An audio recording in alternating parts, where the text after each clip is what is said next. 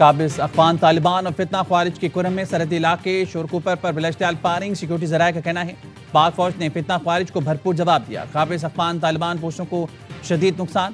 پاک فوج کی جوابی کارروائی میں پوسٹوں پر آگ بھڑک اٹھی۔ افغان رجیم کے 3 ٹینک تباہ۔ قابض افغان طالبان متعدد لاشیں پوسٹ پر چھوڑ کر فرار ہو گئے۔ فورسز نے انتہائی مہارت سے چلتے ٹینک کو نشانہ بنا کر تباہ کر دیا۔ فتنہ خوارج کے اہم کمانڈر کی ہلاکت کی اطلاعات۔ پوسٹ میں 5ویں ٹینک پوزیشن پر ٹینک عملے سمیت تباہ، متعدد کارندے ہلاک، ٹینک تباہ اور پوسٹیں خالی۔ پاکستان کی بھرپور جوابی کارروائی۔ طالبان رجیم نے ایک بار پوسٹ پر سفید جھنڈا لہرا دیا اور فرار ہو گیا۔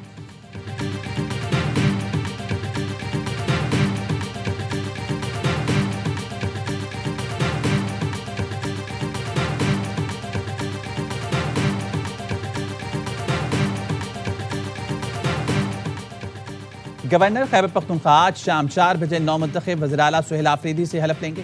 فیصل کریم کنڈی کہتے ہیں علی امین گنڈاپور نے اسمبلی فلور پر کہہ دیا تھا کہ استعفی ہو گیا تو اسے قبول کیا۔ وزیر اعلیٰ کا دوسرا استعفیٰ پہلے پہنچ گیا تھا، پہلا استعفیٰ تاخیر سے پہنچا، اس میں شکوک و شبہات تھے۔ پہلے استعفے سے متعلق پنڈورا باکس نہیں کھولنا چاہتا۔ گورنر کراچی سے بلاول بھٹو کی ہدایت پر پشاور پہنچے۔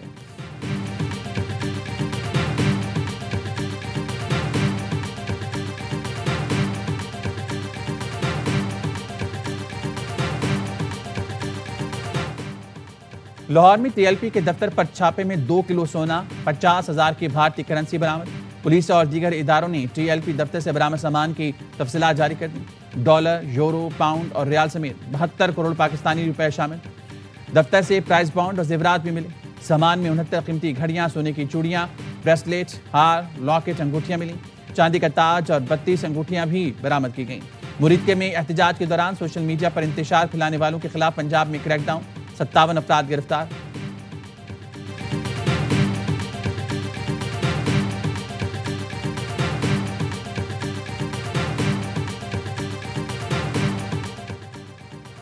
اقوام متحدہ میں پاکستان کے مؤثر کردار کا ایک بار پھر اعتراف۔ پاکستان 2026 سے 3 سال کی مدت کے لیے انسانی حقوق کونسل کا ممبر منتخب۔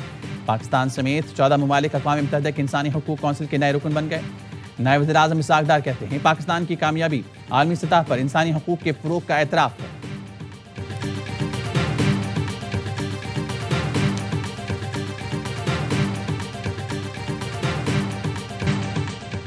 امن معاہدے کے بعد فلسطینیوں کی گھروں کو واپسی، قیدیوں کے گھر پہنچنے پر جذباتی مناظر۔ کسی نے اپنی ماں کے قدم چومے تو کوئی اپنے بچوں سے لپٹ کر رو پڑا۔ 20 سال بعد پہلی بار باپ سے ملنے والی بیٹی پھوٹ پھوٹ کر روئی۔ جنگ بندی اور قیدیوں کی رہائی کے بعد غزہ میں فلسطینی امن کا جشن منا رہے ہیں۔ زندگی معمول پر آنے لگی۔ خان یونس میں کھنڈرات کے درمیان بازار سج گیا، لوگوں کی چہل پہل۔ فلسطینی اپنے تباہ گھروں کی دوبارہ تعمیر میں مصروف ہیں۔ بچے ملبے سے کھیل رہے ہیں اور خوشیاں ڈھونڈ رہے ہیں۔ شمالی غزہ کا ایک رہائشی واپسی پر اپنا گھر صحیح سلامت دیکھ کر جذبات پر قابو نہ رکھ سکا۔ اسرائیل 2 سال تک غزہ پر آگ اور بارود برساتا رہا۔ 22 لاکھ آبادی والا شہر کھنڈر بن گیا۔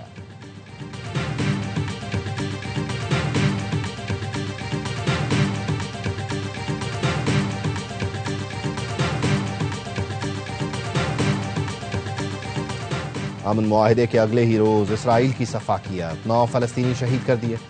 شجاعیہ کیمپ کے اطراف فائرنگ سے 5 شہید۔ اسرائیلی فوج نے الزام لگایا نشانہ بنائے گئے فلسطینی فوجیوں کے قریب آنے کی کوشش کر رہے تھے۔ اونروا چیف کا کہنا ہے اسرائیل اب بھی غزہ میں امداد روک رہا ہے۔ غزہ میں امدادی سامان اسرائیلی پابندی کے باعث داخل نہیں ہو پا رہا۔ اسرائیل نے یرغمالیوں کی لاشیں حوالے کرنے کے لیے حماس کو آج رات تک کی مہلت دی ہے۔ اسرائیلی وزیر دفاع کا کہنا ہے وقت بہت کم ہے، آج رات اگر کوئی پیش رفت نہ ہوئی تو اسرائیل اپنے تمام اختیارات استعمال کرے گا۔ حماس اب تک 28 میں سے 4 لاشیں اسرائیل کے حوالے کر چکی ہے۔ حماس کا کہنا ہے باقی 24 لاشوں کو نکالنے میں وقت لگ سکتا ہے۔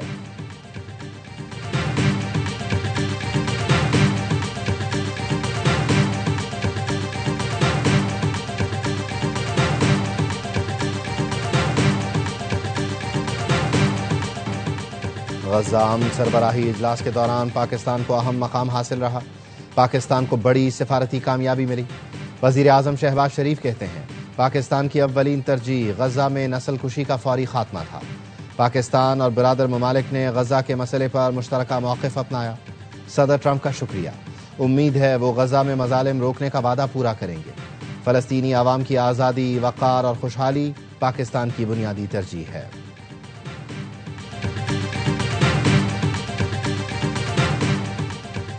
تمام 20 مغوی اسرائیل واپس آ گئے ہیں اور بہتر ہے۔ ایک بڑا بوجھ ہٹ گیا لیکن کام ابھی مکمل نہیں ہوا۔ امریکی صدر ڈونلڈ ٹرمپ کہتے ہیں ہلاک شدگان کی باقیات کی واپسی وعدے کے مطابق نہیں ہوئی، دوسرا مرحلہ شروع ہونے والا ہے۔ مصر نے غزہ کے انتظام کے لیے 15 ٹیکنوکریٹس کے ناموں کا اعلان کر دیا۔ اسرائیل اور حماس سمیت تمام فلسطینی دھڑوں کی مشاورت سے فہرست کو حتمی شکل دی گئی۔ مصری وزیر خارجہ کہتے ہیں ٹیم غزہ میں عوامی امور اور روزمرہ زندگی سنبھالے گی۔ حماس کا عبوری دور میں کوئی انتظامی کردار نہیں ہوگا، صرف تعاون فراہم کرے گی۔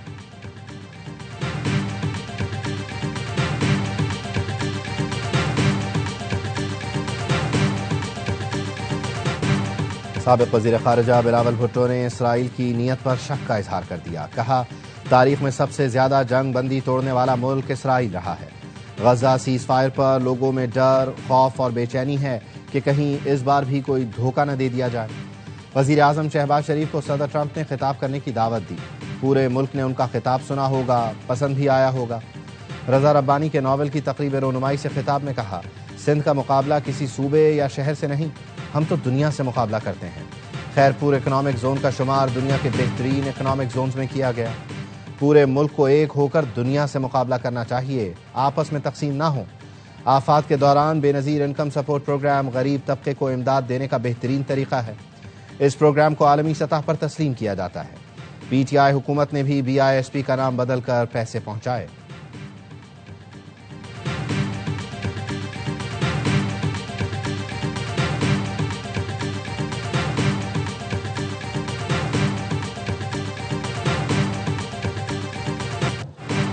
پاکستان اور امریکہ کے درمیان ٹیرف ڈیل طے پا گئی۔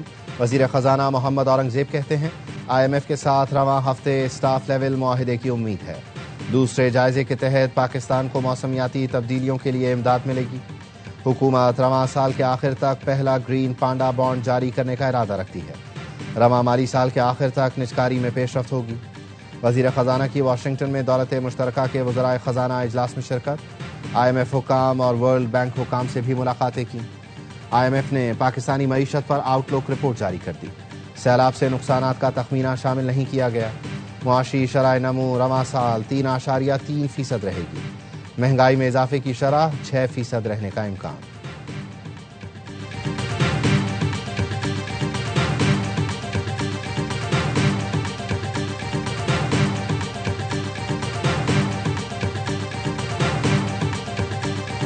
خیبر پختونخوا میں افغان پناہ گزین کیمپ بند کر دیے گئے۔ وفاق نے کیمپ فوری بند کرنے کا نوٹیفیکیشن جاری کر دیا۔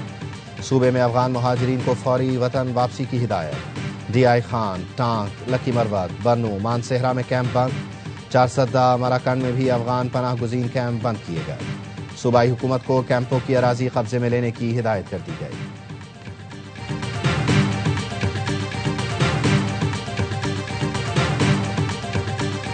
جنوبی افریقہ پہلا ٹیسٹ فیصلہ کن مرحلے میں داخل۔ پاکستان کو جیت کے لیے 8 وکٹیں، پروٹیاز کو 226 رنز درکار۔ تیسرے دن کا کھیل بھی اسپنرز کے نام رہا۔ دوسری اننگز میں پاکستانی بلے باز بڑا اسکور کرنے میں ناکام۔ پوری ٹیم 167 رنز پر ڈھیر ہوئی۔ بابر 42، عبداللہ شفیق 41 اور شعود شکیل 38 رنز بنا کر نمایاں رہے۔ پاکستان کی آخری 6 وکٹیں صرف 17 رنز پر گریں۔ متسوامی نے 5، ہارمر نے 4 کھلاڑیوں کو آؤٹ کیا۔ تیسرے دن کھیل کے اختتام پر جنوبی افریقہ کے 2 کھلاڑی آؤٹ۔ نعمان علی نے کپتان ماکرم اور ملڈر کو چلتا کیا۔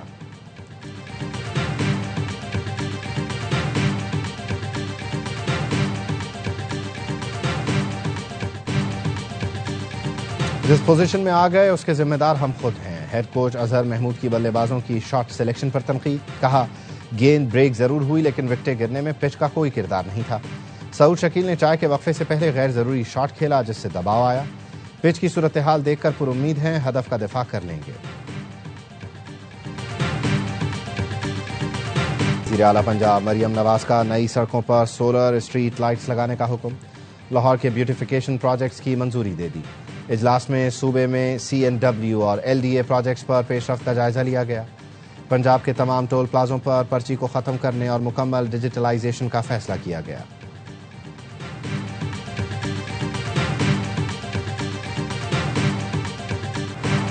بینائی کے عالمی دن پر وزیر اعلیٰ ہاؤس میں مفت آئے کیمپ۔ مراد علی شاہ نے کہا آنکھوں کی صحت سے متعلق عوام میں آگاہی خوش آئند ہے۔ سندھ حکومت عوامی صحت کے منصوبوں میں مکمل تعاون جاری رکھے گی۔ آنکھوں کی صحت کو نظر انداز کرنا زندگی کو دھندلا دینے کے مترادف ہے۔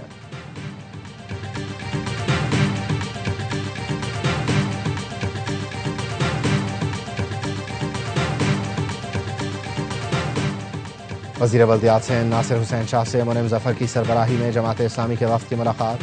ٹاؤنز کے مسائل اور ان کے حل کے لیے اقدامات پر گفتگو۔ ناصر حسین شاہ نے نیو کراچی ٹاؤن چیئرمین کی شکایت پر میونسپل کمشنر ایاز حمید بلوچ کو فوری معطل کرنے کی ہدایت کی۔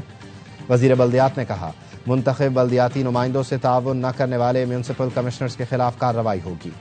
ٹاؤن چیئرمینوں کے مسائل کے حل کے لیے کوآرڈینیشن کمیٹی قائم کرنے کی ہدایت۔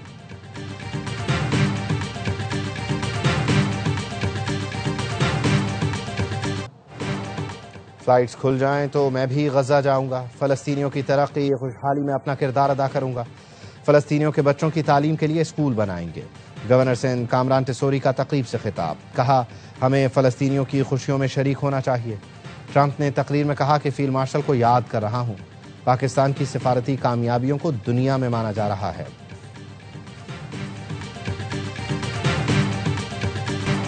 غزہ کی بحالی میں برسوں لگ سکتے ہیں۔ اس پورے عمل میں ترکی مرکزی کردار ادا کرے گا۔ ترک صدر طیب اردوان کہتے ہیں امریکہ اور خلیجی ملکوں کے ساتھ مل کر غزہ کی تعمیر نو کا جامع منصوبہ تیار کریں گے۔ تباہ حال غزہ میں 5.5 کروڑ ٹن ملبہ۔ اسرائیلی بمباری سے 83% عمارتیں مکمل تباہ ہو چکی۔ کروڑوں ٹن ملبہ ہٹانے میں دہائیاں لگ سکتی ہیں۔ اقوام متحدہ کے ترقیاتی پروگرام کے اہلکار کا کہنا ہے صفائی کا کام شروع کر دیا گیا۔ اب تک 81,000 ٹن ملبہ ہٹایا جا چکا ہے۔